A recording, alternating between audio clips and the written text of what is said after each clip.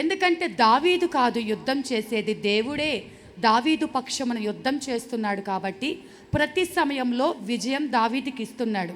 అయితే ఇప్పుడు యుద్ధం చేయకుండా ఆయన పారిపోవటానికి గల కారణం ఏంటంటే, తన కుమారునికి ఎలాంటి ఇబ్బంది రాకూడదు, తన కుమారుడు చనిపోకూడదు, తన కుమారుడు ఓడిపోకూడదు, తనకి నష్టం కలగకూడదు అని కుమారునికి దూరముగా, మరి యుద్ధం చేయగలిగిన సామర్థ్యత ఉన్నప్పటికీ కుమారుడి మీద ఉన్న ప్రేమతో తాను తప్పించుకొని మరి దాటిపోతూ ఉన్నాడు, వెళ్ళిపోతూ ఉన్నాడు. ఇలా వెళుతూ ఉంటే దావీదును ప్రేమించే వాళ్ళు కూడా కొంతమంది ఉంటారు. అలా ప్రేమించిన వాళ్ళు కొంతమంది ఇరుపక్షాన బలాఢ్యులు, వాళ్ళు శక్తివంతులు. దావీదు రాజాని ఒక్కడివే వెళ్ళొద్దు, మేము కూడా నీతో పాటు వస్తామని దావీదుని వెంబడిస్తూ ఇటు పక్కన కొంతమంది బలాఢ్యులు, అటు పక్కన కొంతమంది బలాఢ్యులు ఉండి ఈయన దాటిపోతా ఉన్నాడనమాట. ఆయన ఒక నది ఉంది, ఆ నదిని దాటిపోతూ ఉన్నాడు. అయితే ఆ నది దాటే అంతవరకు ఒక వ్యక్తి వచ్చాడు. ఆ వ్యక్తి పేరు ఏంటండి అంటే షిమి. ఏం పేరండి? షిమి.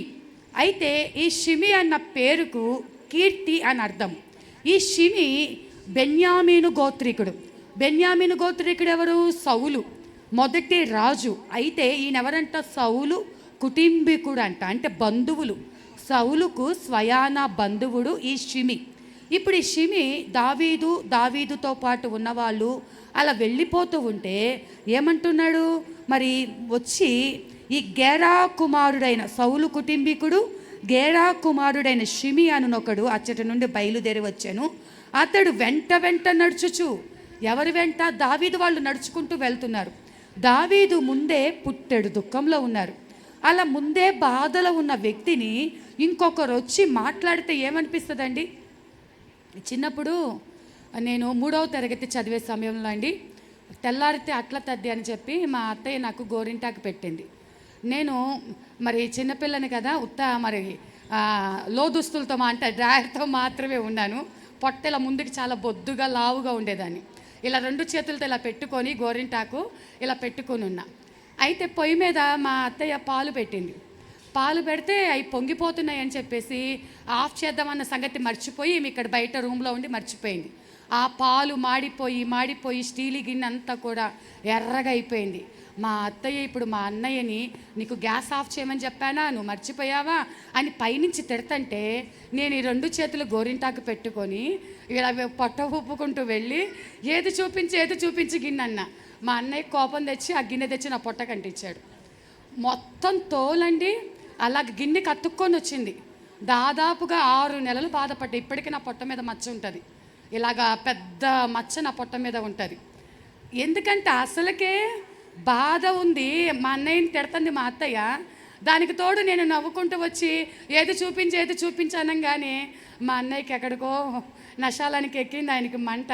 ఆ గిన్నె తెచ్చి నాకు పొట్టకి నాకంటే ఒక 2-3 ఏళ్ళ పెద్ద ఆయన, 5వ తరగతితో ఏమో చదువుతూ ఉంటాడు, అలా పెట్టేశాడు.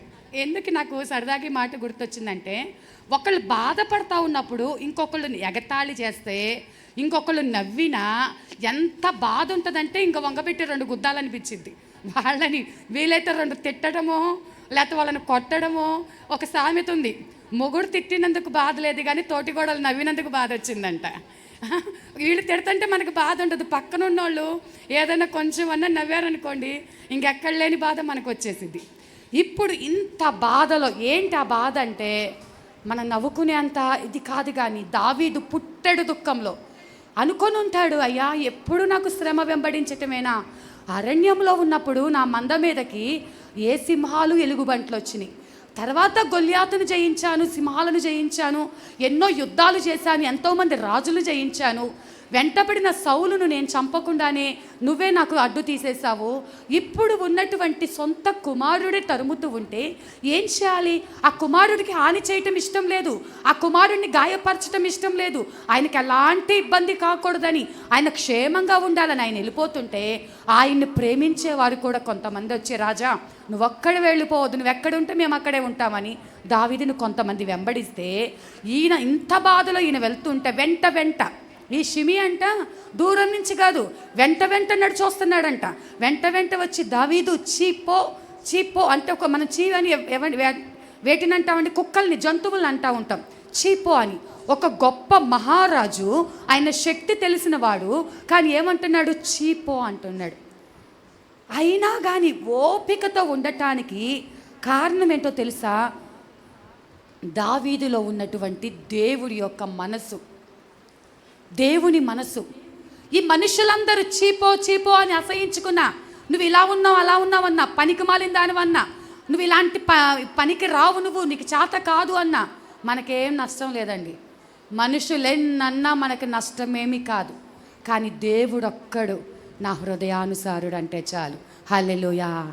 మన ప్రయాస దేనికోసం ఉండాలి అంటే మనుషుల మెప్పు కోసం కాదు, మనుషుల పొగడ్తల కోసం కాదు, మనుషుల ఎదుట మంచివారు అనిపించుకోవటం కాదు. మనల్ని చూస్తున్న దేవుడు దృష్టికి ఒక్కడికి, ఆయన ఒక్కడికి నేను మంచిగా ఉంటే చాలు, ఆయన ఒక్కడికి నేను లోబడి ఉంటే చాలు, ఆయనకు ఒక్కడికి భయపడితే చాలు, ఆయన నాతో ఉంటే చాలు. ఎవరున్నా లేకపోయినా, ఈ లోకంలో భర్తలు కావచ్చు, తల్లిదండ్రులు కావచ్చు, పిల్లలు కావచ్చు, ఇంకెవరైనా కావచ్చు, ఒక్క తీర్మానం మనలో ఉండాలి. నా దేవుడు నాకు తోడుగా ఉన్నాడు, ఆయనకి ఇష్టంగా నేను ఉంటున్నాను, కాబట్టి ఈ మనుషులు ఎంతమంది వచ్చినా ఏం కాదు. ఏమని మాట్లాడుతున్నాడంటండి? ఇంకా చూసుకున్నట్లయితే, జనులందరినూ, బలాఢ్యులందరినూ దావీదు ఇరుపార్శ్వములనుండగా రాజైన దావీదు మీదను అతని సేవకులందరి మీదను రాళ్ళు రువ్వుతున్నాడంట. చీపో చీపో అనటమే కాకుండా, అసహించుకోవటమే కాకుండా, దూషించటమే కాకుండా రాళ్ళు రువ్వుతూ అంటున్నాడు, ఈ షిమి నరహంతకుడా, దుర్మార్గుడా, చీపో చీపో నీ వేల వలనని నీవు వెళ్ళగొట్టిన సౌలు ఇంటి వారి హత్యను యెహోవా నీ మీదకి రప్పించి, అన్ని మాటలు అన్యాయంగా మాట్లాడుతున్నాడండి. దావీదు ఏలాలని సౌలు ఇంటి వారిని ఎవరైనా చంపాడా దావీదు అంటే? ఎవరిని చంపలేదు. దావీదు నరహంతకుడు కాదు, కానీ అన్ని దుర్మార్గమైన మాటలు, మనం చెయ్యనివి కూడా చేశామని, మాట్లాడమని కూడా మాట్లాడామని కొంతమంది మన మీద నిందలు మోపుతూ ఉంటారు. చెయ్యని దానికి, అనవసరమైన దానికి నిందలు అనుభవిస్తూ ఉంటాం. ఆ సమయంలో పట్టరానంత వేదన, దుఃఖము. ఏంటి ప్రభువా, ఇంత నమ్మకంగా ఉన్నాగా, ఇంత పరిచర్య చేశాగా, ఇంత చేసిన నన్నే మాట్లాడుతున్నారా, నన్నే దూషిస్తున్నారా, నన్నే బాధపడుతున్నారా అని నువ్వు కృంగిపోతూ ఉండొచ్చు. కానీ దావీదు అంతకంటే భయంకరమైన స్థితిలో ఉన్నాడు. మరి హత్య చేసింది నువ్వే అంటున్నారు, హంతకుడు అంటున్నారు, నువ్వు రాజ్యం కోసము, ఆ యొక్క సింహాసనం కోసము మరి సౌలింటి వారిని చంపేశామంటున్నారు. ఇట్లా అందుకే నీ మీదకి ఇది వచ్చింది, అందుకే నీ సొంత కొడుకే నేను చంపడానికి నీ చేతిలో నుంచి రాజ్యం తీసేసుకున్నాడు, నీ కొడుకే నేను చంపడానికి ప్రయత్నిస్తున్నాడు అని చెప్పేసి ఇలా మాట్లాడుతూ ఉన్నాడు. ఈ మాటలన్నిటి బట్టి పక్కనున్నటువంటి సిరియా కుమారుడు మేనల్లుడు ఉన్నాడంట. మేనల్లుడు అంటండి ఈ మాటలు విని, ఒక్క మాట చెప్పు చంపేస్తాం, ఒక్క మాట చెప్తే మేము వేసేస్తాము, వీడొచ్చేసి నిన్ననటానికి ఎవరు రాజా, నువ్వెంత గొప్పవాడివో, ఎంత ప్రేమ కలిగిన వాడివో మాకు తెలుసు, కానీ వీడొచ్చి నిన్నంటున్నాడేంటి, అసలు కుక్కలాంటి వాడు వీడంటే మనం పడాలా అని బలాఢ్యులుంటే, దావీదు మాత్రం అంటున్నాడంటండి, దేవుడు వారిని నన్ను శపించడానికి అప్పగించాడేమో. ఇంకా చూసుకున్నట్లయితే అక్కడ మరి 9వ వచనం, సిరియా కుమారుడైన, అక్కడ కాదమ్మా, ఒక్క నిమిషం నేను చెప్తాను. రాజులు మొదటి గ్రంథము 2వ అధ్యాయము 7 నుంచి చదువుకున్నట్లయితే 2వ అధ్యాయం.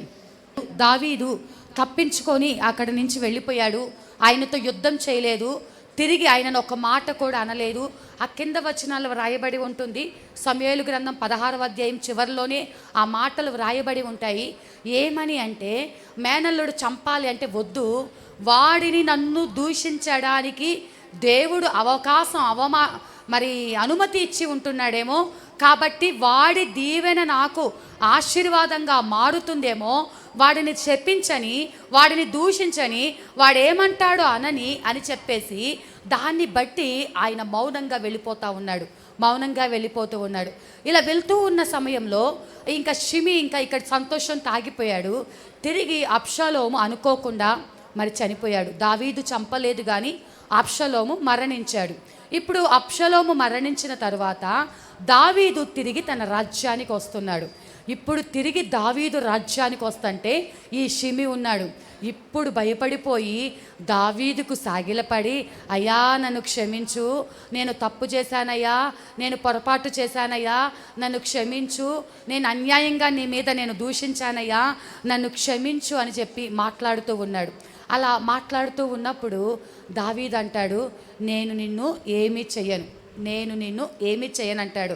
అదే మాట 2వ అధ్యాయం 8 నుంచి మనం చదువుకున్నట్లయితే, మరి మహానయముకు వెళ్ళుచుండగా అతడు నన్ను శపించెను, నన్ను ఎదుర్కొనుటకై అతడు యోర్దాను నది యొద్దకు దిగిరాగా యెహోవా తోడు, కత్తి చేత నిన్ను చంపనని ప్రమాణం చేసి తిని. ఈ సంగతి అంతా దావీదు తన కుమారుడైనటువంటి సొలొమోనుకు చెప్తున్నాడు.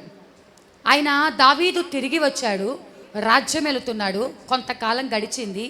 కానీ దావీదు హృదయంలో మాత్రం ఒక వేదన ఉంది, ఒక బాధ ఉంది. ఆ మనిషితో మాటలనిపించుకున్నాం కదా, ఆ బాధ మనసులో ఉంది. ఇప్పుడు ఈయన దావీదు నిండు వృద్ధాప్యంలో మరణానికి సిద్ధంగా ఉన్నాడు. ఇప్పుడు తన కుమారునికైన సొలొమోనుకు, ఇదిగో పలానా సమయంలో అబ్షలోము నన్ను తరుముతూ ఉన్నప్పుడు, నేను మహానయముకు వెళుతూ ఉన్నప్పుడు ఈ షిమి నన్ను ఎంతో బాధ పెట్టాడు. తన బాధ అంతా వృద్ధాప్య దశలో తన కుమారునికి చెప్తున్నాడు. తానేమో అప్పుడేమో చంపలేదు, కత్తివాత హతము చేయనని దేవుని ఎదుట ప్రమాణం చేశాను, కానీ నేను మాత్రము బాధపడుతున్నాను. నాకు మాత్రం ఆ మాటలు ఇంకా మర్చిపోలేదు, నా హృదయంలో ఇంకా వేదనగా ఉంది. అప్పుడైతే నేను ప్రమాణం చేశాను, కానీ వానిని నిర్దోషిగా ఎంచవద్దు, నీవు సుబుద్ధి గలవాడవు గనుక వానిని ఏమి చేయవలనో అది నీకు తెలియను, వాని నెరిసిన తల వెంట్రుకలు రక్తముతో సమాధికి దిగజేయుము. తరువాత దావీదు తన పితరులతో కూడా నిద్ర పొంది దావీదు పట్టణమందు సమాధిలో పెట్టబడెను. ఇంకా దావీదు మరణించేటప్పుడు చివరిగా చెప్పిన మాట ఏంటి అంటే, తన కుమారుడైన సొలొమోనుకు, ఇదిగో ఆ వ్యక్తి నన్ను ఎంతగానో బాధ పెట్టాడు, అయితే నేనైతే వదిలిపెట్టాను, నీవు మాత్రం నిర్దోషిగా ఎంచవద్దు.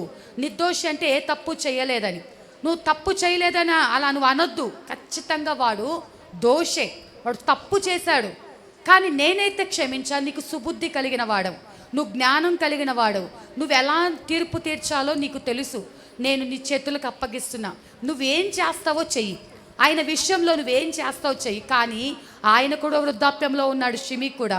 నెరసిన తల వెంట్రుకలతో రక్తంతో సమాధికి వెళ్ళాలి, తను మామూలు చావు చావడానికి వీలు లేదని దావీదు హృదయంలో ఉన్న బాధను తాను చనిపోతూ తన కుమారుడైన సొలొమోనుకు అప్పగించాడు.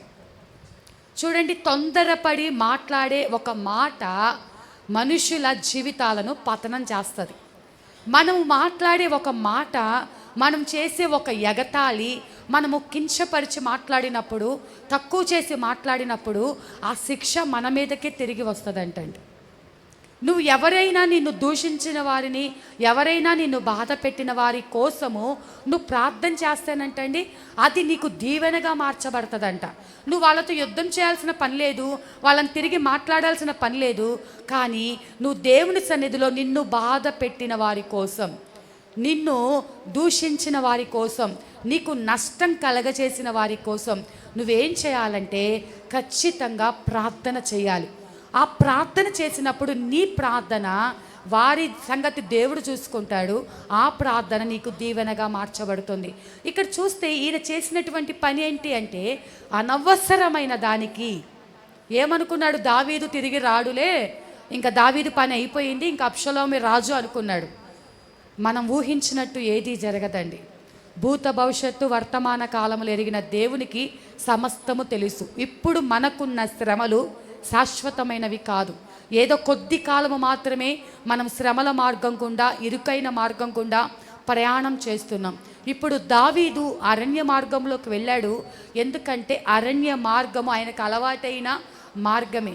ఆ అరణ్య మార్గం గుండా వెళ్ళటానికి దావీదు ఇష్టపడేవాడు, ఎందుకంటే అరణ్య మార్గంలో అందరూ చెయ్యి విడిచిపెడితే దేవుడు మాత్రం ఆ దావీదు చెయ్యి పట్టుకున్నాడు. హల్లెలూయా. మీరు నమ్మండి, మీ పరిస్థితుల మధ్యలో ఎవరి నుంచి మాకు సహాయం అందటం లేదు, ఎవరు మాకు సహాయం చెయ్యట్లేదు, మా పక్షాన్ని ఎవరు నిలబడలేదు అని నువ్వు బాధపడాల్సిన అవసరం లేదు. దాన్ని బట్టి నువ్వు సంతోషించాలి. అందరూ చేయి విడిచిపెడితే దేవుడు నీ చేయి పట్టుకుంటాడు. హల్లెలూయా. అందరూ చేయి విడిచిపెట్టిన ఆయన ఏనాడు నా చేయి విడిచిపెట్టలేదండి. ఏనాడు కూడా నీ కృంగిన స్థితిలో ఉన్న, బలహీనమైన స్థితిలో ఉన్న, అవమానాల మధ్య ఉన్న, చావు బ్రతుకుల మధ్య ఉన్న, ఎంతగా దూషించబడినా, ఎంతగా అందరూ అసహించుకుంటూ ఉన్నా, ద్వేషించబడుతున్నా, నేను అనుకున్న అందరు నా చేయి విడిచిపెట్టారే, నా బాధ ఎవరికి చెప్పుకోవాలి, నా బాధ ఎవరింటారు, నా కష్టం ఎవరింటారు, నాకు అమ్ముంటే బాగుండు కదా, నాకు నానుంటే బాగుండు కదా, నేను చెప్పుకునేదాన్ని కదా, ఇప్పుడు నా బాధ ఎవరికి చెప్పుకోవాలి అని చెప్పి ఏడ్చిన దినాలు ఎన్నో ఉన్నాయి. ఎన్నో సందర్భాల్లో బాధపడిన దినాలు ఉన్నాయి. కానీ నాకు ఇప్పుడు అర్థమవుతుంది, ఆ యొక్క అరణ్య అనుభవం అంతా మేలు కోసమే. హల్లెలూయా.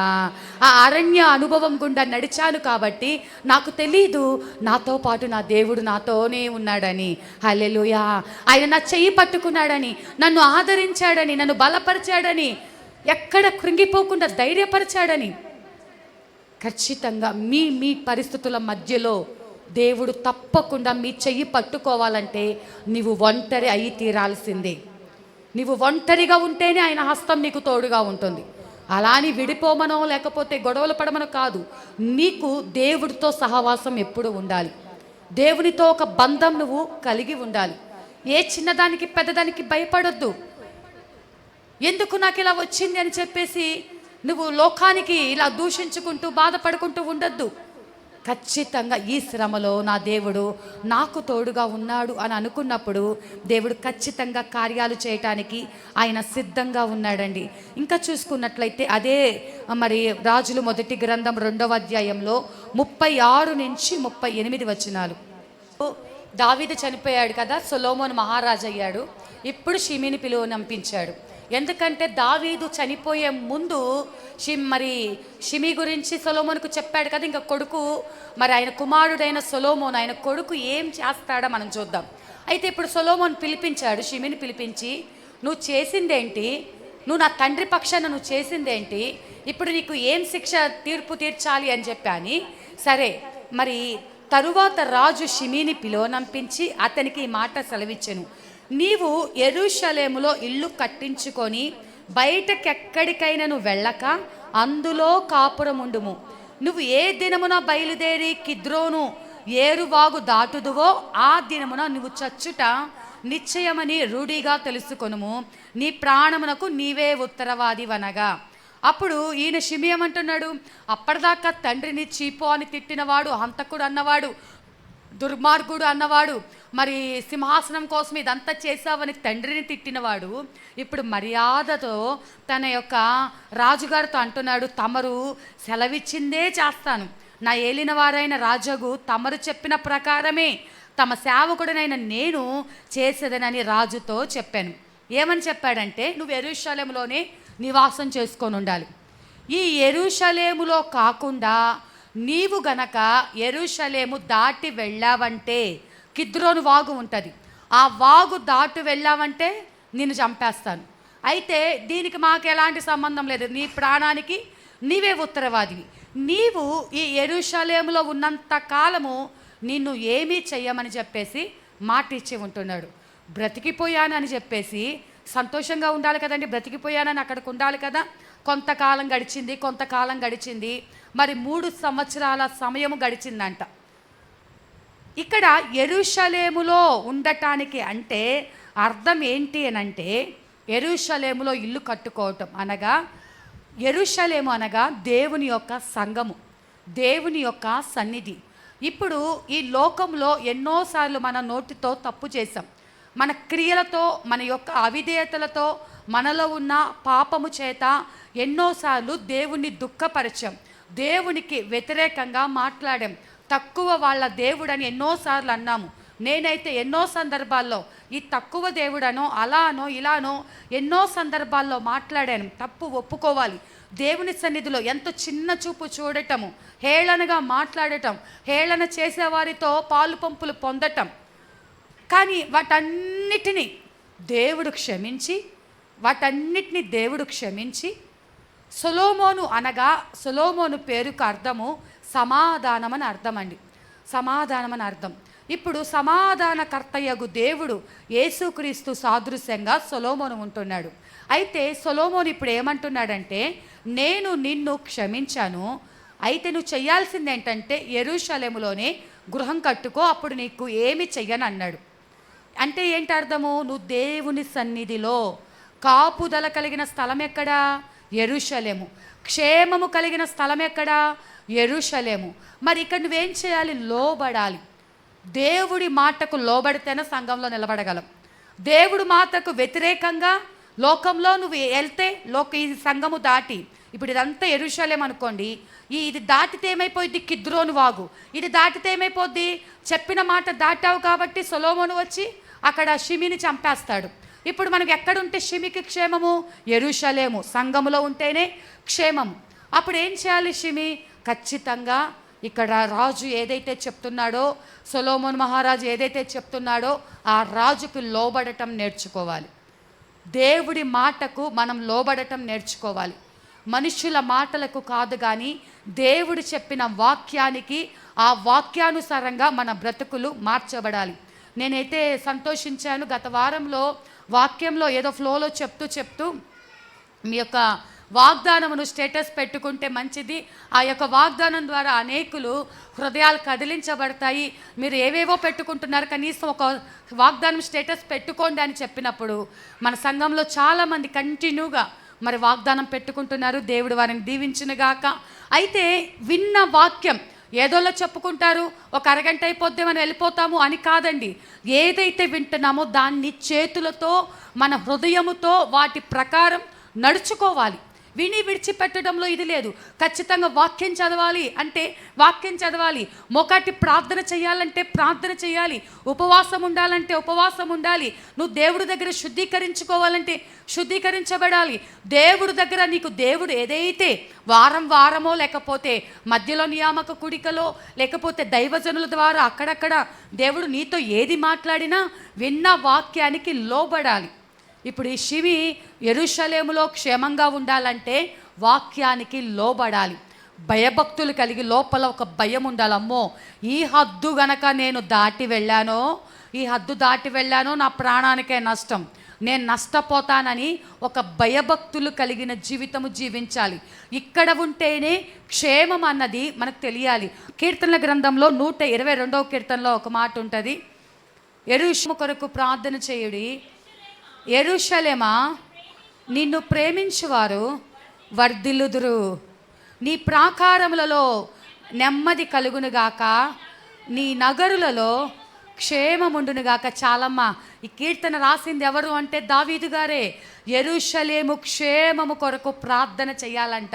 ఇక్కడ మామూలుగా మన కంటికి కనపడుతున్న మన ప్రత్యక్షంగా ఉన్నటువంటి యెరూషలేమైనటువంటి ఆ దేశము కొరకు ప్రార్థన చేయాలి. రేపు ఆయన రాబోతూ ఉన్నప్పుడు ఆ యెరూషలేమును ఆధారము చేసుకొని అక్కడ ఆయన సింహాసనాసీనుడిగా ఉండి ఈ ప్రపంచమంతా 1000 ఏండ్ల పరిపాలనలో ఆయన పరిపాలన చేయబోతున్నాడు. ఆయన సింహాసనం యెరూషలేములో ఉండబోతుంది. ఆయన వచ్చేసరికి యెరూషలేము స్థిరముగా ఉండాలని, యెరూషలేము ఆయన రాకడికి సిద్ధపాటు కలిగి ఉండాలని, దానికోసమని చెప్పి మన అనుదిన ప్రార్థనలో యెరూషలేము క్షేమము కోసము మనం అనుదినము ప్రార్థన చేయాలి. అక్షర రూపముగా, ఆత్మరూపముగా కూడా. యెరూషలేము అనగా సియోను సాదృశ్యం, యెరూషలేము అనగా సంఘమునకు సాదృశ్యం. ఈ సంఘ క్షేమము కోసం ప్రార్థన చేయాలి.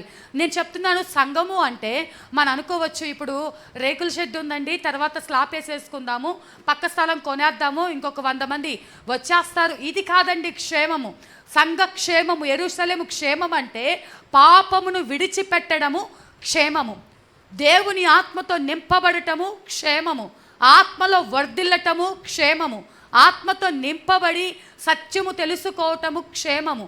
అప్పుడు నువ్వేం చేయాలంటే యెరూషలేము క్షేమం అంటే సంఘంలో చేర్చబడిన ప్రతి ఒక్కరు ఇక్కడ ఎంతమంది అయితే సంఘ బిడ్డలు ఉంటున్నారో వారందరయ్యా పాపము నుంచి విడిపించబడాలి, లోకానికి వేరుగా బ్రతకాలి, వారు పరిశుద్ధపరచబడిన జీవితం, ప్రత్యేకించబడిన జీవితం వారు జీవించాలని ఈ క్షేమము కొరకు నీవు అనుదినము ప్రార్థన చేయాలి. నీ ఒక్క ఆత్మీయ జీవితం కోసమే కాదు, నేను ఒక్కదాని ఆత్మతో నింపబడాలి, నేను ఒక్కదాన్ని ప్రార్థన చేయాలి కాదు.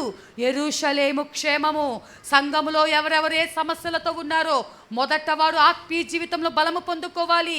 వాళ్ళు వాక్యంలో పడిపోకూడదు. రక్షణ తీసుకొని కూడా మందిరానికి రాని వారి కోసం ప్రార్థన చేయాలి. రక్షణ తీసుకొని కూడా ఇంకా లోక పాపంలో పాలు పంపులు పొందుతున్న వారి కోసం ప్రార్థన చేయాలి. దేవునికి దూరం అయిపోయిన వారి కోసం ప్రార్థన చేయాలి. యెరూషలేము క్షేమము కోసము ఇలా అనేక అంశాలలో క్షేమమయ్యా, మా సంఘ బిడ్డలు క్షేమంగా ఉండాలి, వారి రాకపోకల తోడుగా ఉండాలి. ఎంతోమంది పనులు చేసుకునేవారయ్యా, వారికి బలము కావాలయ్యా, వారి వ్యాపారాలు దీవించబడాలయ్యా, వారి ఉద్యోగాల్లో తోడుగా ఉండయ్యా. మా యెరూషలేము క్షేమంగా ఉండాలయ్యా, మా యెరూషలేము క్షేమంగా ఉండాలని చెప్పి ప్రార్థన చేయాలంట. యెరూషలేమా, నిన్ను ప్రేమించువారు వర్ధిల్లుదురు. హల్లెలూయా. ఎవరైతే యెరూషలేమును ప్రేమిస్తున్నారో వాళ్ళు ఖచ్చితంగా వర్ధిల్లుతారంటండి. ఎవరైతే సంఘమును ప్రేమిస్తున్నారో, సంఘమును ప్రేమించటం అంటే ఈ గోడలు ప్రేమించటం కాదు, చెప్పాను కదా, సంఘమును ప్రేమించటం, ఒకరినొకరు ప్రేమగా ఆప్యాయతగా పలకరించుకోవటం, ధైర్యపరచటం, ఓదార్చటం. మన సంఘానికి మంచి సాక్ష్యం మనం విన్నాము. ప్రమిళ గారు మొన్న వెళ్ళేటప్పుడు కూడా చెప్తున్నారు ఆమె, అమ్మ మీ సంఘము ఎంతగానో ధైర్యపరిచిందమ్మా, ఎంతగానో ఓదార్చింది, మేము ఇక్కడ ఒక్కళ్ళమే ఉన్నామన్న ఆలోచన ఎప్పుడు రాలేదు. అంతా మా వాళ్ళే, అంతా మనోళ్ళే, ఏదైనా చిన్న బాధ అంటే అందరూ వచ్చి ప్రార్థన చేసేవాళ్ళని మంచి సాక్ష్యము. నిజమే, అందరం అదే ఐక్యత. ఒక్కరికి బాగోలేదంటే పరిగెత్తుకుంటూ వెళ్ళటము, వారి కోసం అవసరమైతే ఉపవాసం ఉండి ప్రార్థన చేయటం, కొంత నష్టమైన కష్టమైన వాళ్ళ కోసం మనం మేము ఉన్నాము అని చెప్పగలగటం. కేవలము లేదా ఉన్న వాళ్ళని ఒకలాగా లేని వాళ్ళని ఒకలాగా కాదండి, అందరినీ ఒకటే ప్రేమ, ఒకటే ప్రేమను పంచగలిగిన మనస్సు. ఎవరైతే ఇలా యెరూషలేమును ప్రేమిస్తారో, యెరూషలేమా నిన్నెవరైతే ప్రేమిస్తున్నారో వాళ్ళందరూ కూడా వర్ధిల్లుతారంట. అన్ని విషయాల్లో శారీరకంగా, ఆత్మీయంగా వారికి కావాల్సిన అవసరతలన్నీ తీర్చబడి వర్ధిల్లుతారు.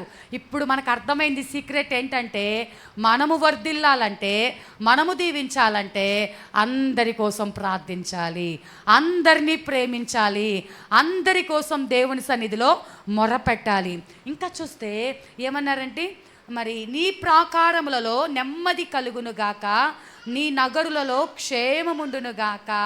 ఆ ప్రాకారంలో నెమ్మది, మన సంఘం ఎక్కడైతే నివాసం చేస్తుందో ఆ చుట్టూ ఉన్న వారితో మనం నెమ్మదితో ఉండాలి, సమాధానంతో ఉండాలండి. ఎవరితో కిచ్చులాడుకుంటూ గొడవలు పడుతూ వాళ్ళు మనల్ని దూషించినా మనం వాళ్ళని ప్రేమించాల్సిందే.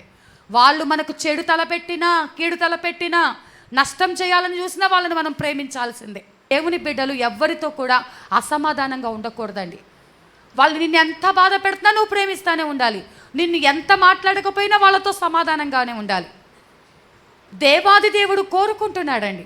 ఆయన ముఖం మీద ఉమ్మి వేసిన వారినే, ఆయన గడ్డపై వెంట్రుకలు పెరిగిన వారినే, ఆయన వస్త్రాలు చీట్లు వేసిన వారినే, వీళ్ళు ఏం చేస్తున్నారో వీరికి తెలియదు గనక వీరిని క్షమించు అన్నాడు. ఏదో పైపైన చెప్పిన మాటలు కాదండి. ప్రాణం పోతూ ఉంటే దేవుడు చూపించిన ఆ కనికరము, ఊరికే రావు మనకు ఆశీర్వాదాలు, ఊరికే పరలోకానికి వెళ్ళిపోము, ఆయన ఉన్న స్థలంలో ఊరికే కూర్చోలేము. అంత తగ్గింపు, అంత క్షమాహృదయము, అంత దీనత్వము. నీ మీద నింద వేసిన వారిని నువ్వు ప్రేమించగలవా? ఈరోజు దేవుడు అడుగుతున్నాడు, నిన్ను బాధ పెట్టిన వారిని నువ్వు ప్రేమించగలవా? నీకు హాని చేసిన వారిని, నీకు నష్టపరిచిన వారిని ప్రేమించగలగాలి. ప్రేమించగలవా అని నా వల్ల కాదని వదిలేస్తే ఆ నిత్య సియోనులో ఆయనతో పాటు మనం ఉండలేము. వెళ్ళాలి, ఆయనతో పాటు ఉండాలి అంటే ఇవన్నీ మన వల్ల కాదు. కాబట్టి దేవుడు ఉండాలి అని నేర్పిస్తున్నాడు. నేర్చుకోవడానికి ఇష్టపడదాం, మనల్ని మనం సరిచేసుకుందాం, మనల్ని మనం మార్చుకుందాం. ఎప్పుడు ఎట్లా మన ప్రాణాలు గాలిలో కలిసిపోతాయో తెలీదు. కళ్ళు మూసావా, అప్పుడు ఎంత రోధించి, అయ్యో నేను నరకంలో పడిపోయానే, అయ్యో నేను వాళ్ళతో సమాధానంగా లేనే, అయ్యో వీళ్ళతో గొడవ పెట్టుకున్నానే, అప్పుడు తప్పు చేశాను, ఇప్పుడు తప్పు చేసి, ఇప్పుడు ఒక్క అవకాశం ఉంటే నీ భూమి మీదకి వెళ్ళిపోతాను, భూమి మీదకి వెళ్ళిపోతాను, ఒక్క అవకాశం ఇవ్వని ధనవంతుడు ఏడ్చాడు. ఒక్క అవకాశం ఇవ్వు, ఆ యొక్క లాజరు చిటికినెల కొనతో నా యొక్క దాహాన్ని తీర్చు, లేకపోతే ఎవరినైనా పంపించు. భూమి మీద ఉన్నప్పుడు మాత్రమే మన కళ్ళారా చూస్తున్నాం బాంబు బ్లాస్ట్లని, యాక్సిడెంట్లని. మళ్ళీ ఈరోజు తెల్లవారుజామున ఏదో హన్మకొండ నుంచి హైదరాబాద్ వెళ్తున్న బస్సు మళ్ళీ యాక్సిడెంట్ అయిందంటే ఇవాళ రోజుకో బస్సు యాక్సిడెంట్ అయిపోతుంది. ఎక్కడ ఎవరిని చంపుతున్నారో అర్థం కావట్లేదు, ఎక్కడ ఎటు నుంచి ప్రమాదం పొంచి ఉందో అర్థం కావట్లేదు. చిన్న జ్వరమైన హాస్పిటల్కి వెళ్తే చచ్చిపోయారంట. ఏంటంటే డాక్టర్స్ రాంగ్ ట్రీట్మెంట్ చేశారని. ఇంటికి వెళ్ళిన వ్యక్తి క్షేమంగా తిరిగి వస్తాడో లేదో తెలియని దినాలు. ఎప్పటికప్పుడు శుద్ధీకరించబడుతూ సమాధానం కలిగి, ప్రేమ కలిగి, దేవుని ఆత్మతో నింపబడి, దేవుడి చిత్తం తెలుసుకొని, వాక్యానికి చోటిచ్చి, మన నోటిని కంట్రోల్ పెట్టుకొని, నోటిని అదుపులో పెట్టుకొని జాగ్రత్తగా మన అడుగులు వేయాలి. ఇప్పటిదాకా చేసిన భక్తి ఒక ఎత్తు అయితే, ఇక మీదట మనం చేయబోతున్న భక్తి ఇంకొక ఎత్తు. రాను రాను సమస్యలన్నీ పోతాయని చెప్పను, పెరుగుతాయి ఖచ్చితంగా. భయంకరమైన దినాలు. దేవుని ఆత్మతో నువ్వు నింపబడితే, దేవుని హస్తం నీకు తోడుగా ఉండి, ఆ శ్రమ నీ దగ్గరికి రానివ్వకుండానే దేవుడు ఆయన హస్తాన్ని చాచి నీకు అడ్డుపడతాడు. అయితే మనము ఆయనతో ఉండటానికి ఇష్టపడాలి. ఇలా మరి యెరూషలేములో ఉంటేనే నువ్వు క్షేమంగా ఉంటావని సొలొమోను చెప్పేశాడు. ఇలా చెప్పిన తరువాత కూడా ఈ వ్యక్తి ఏం చేశాడంటే, 3 సంవత్సరములు గడిచిన తరువాత తనకి 2 పనివాళ్ళు ఉన్నారంట. ఆ 2 పనివాళ్ళు ఎక్కడికో తప్పించుకొని వెళ్ళిపోయారంట. తప్పించుకొని వెళితే ఆ పనివాళ్ళ కోసం తిరుగుతూ ఉన్నాడు. అయితే ఆ పనివాళ్ళు పలానా చోట ఉన్నారన్న సంగతి దొరికిందంట ఆయనకి. ఎవరికి? షిమి పనివాళ్ళు 2 తప్పించుకొని వెళ్ళారు. ఇదిగో నీ పనివాళ్ళు పలానా చోట ఉన్నారని షిమికి ఎవరో అడ్రస్ చెప్పారు. అడ్రస్ చెప్తే ముందు వెనక ఆలోచించకుండా ఆ పనివాళ్ళను పట్టుకొచ్చుకోవాలని, ఏదైతే ఆ వాగు దాటొద్దన్నారు, కిద్రోను వాగును దాటొద్దంటే ఆ వాగు దాటేసి ఆ పనివాళ్ళను తీసుకొచ్చి పెట్టుకున్నాడు. ఆ పనివాళ్ళను తీసుకొచ్చి ఇంట్లో పెట్టుకున్నాడు. ఇప్పుడు ఇక్కడ చూసుకున్నట్లయితే చూద్దాం ఆ మాట. రాజుల మొదటి గ్రంథంలోనే 38 నుంచి 2వ అధ్యాయము.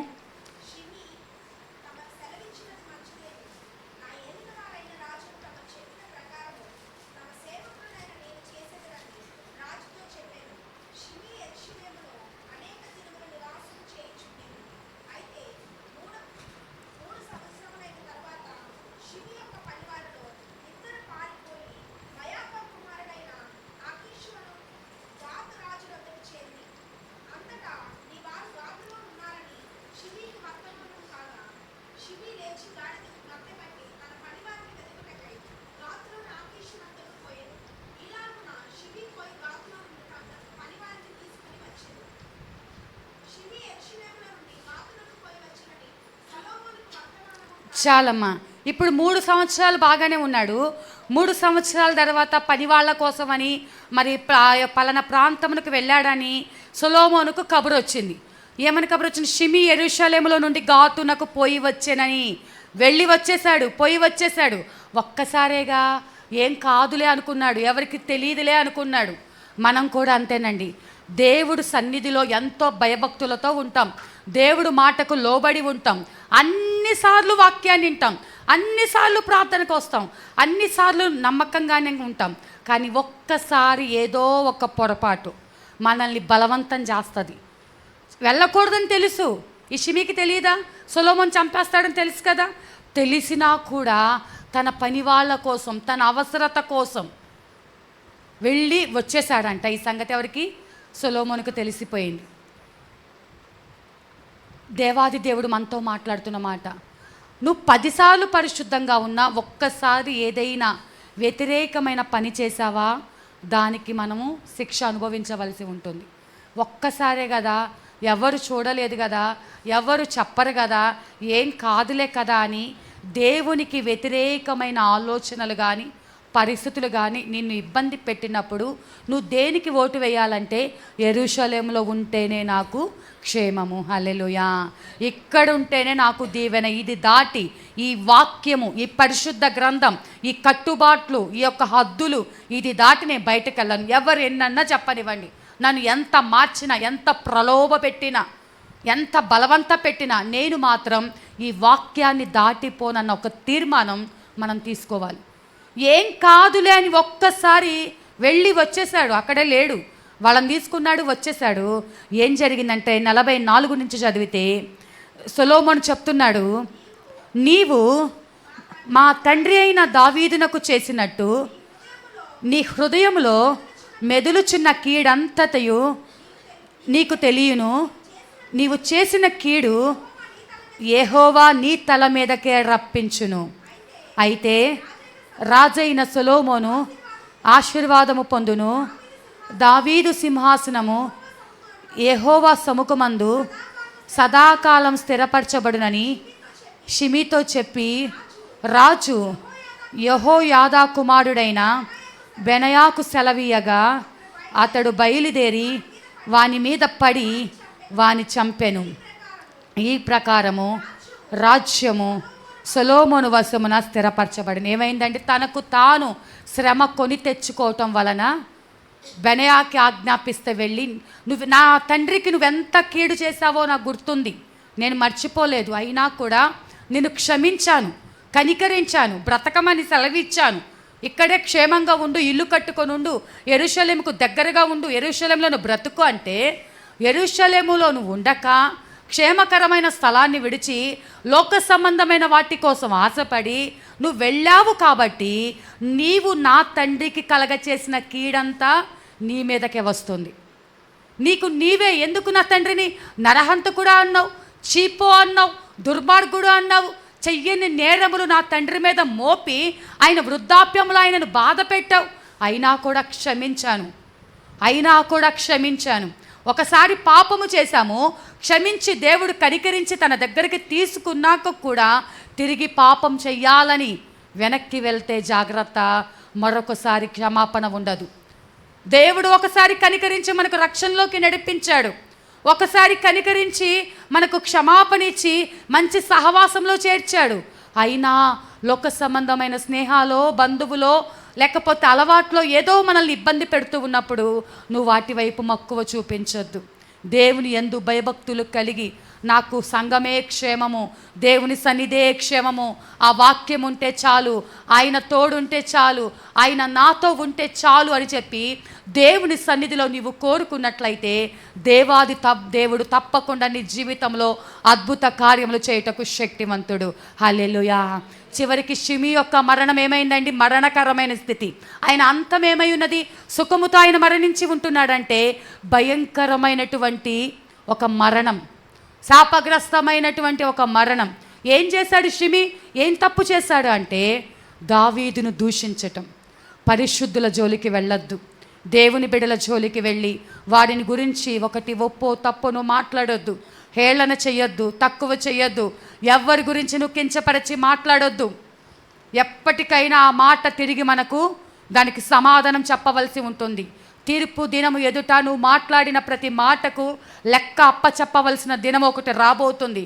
నువ్వు ఆనాడు అన్యాయంగా మోపిన నిందలు, అన్యాయంగా పలికిన మాటలు, నువ్వు ఎప్పుడైతే అబద్ధాలు ఆడావు, ఎప్పుడైతే అన్యాయంగా నువ్వు అక్రమంగా ప్రవర్తించావు, వీటన్నిటికీ దేవుడి దృష్టిలో ఒక లెక్క చెప్పే దినం రాబోతుంది. కానీ దేవుడి బిడ్డలమైన మనము, యెరూషలేములో ఉన్న మనము, యెరూషలేము క్షేమము కోరుకున్న మనము, యెరూషలేమును ప్రేమిస్తున్నటువంటి మనము వీటన్నిటికీ దూరంగా వాక్యానుసారంగా, వాక్యానికి తగినట్టుగా మన జీవితాలను మార్చుకుంటే ఆ కీడంతటిని దేవుడు కొట్టివేసి క్షేమకరమైన స్థితిని దేవుడు నిశ్చయముగా మీకు అందరికీ అనుగ్రహించునుగాక.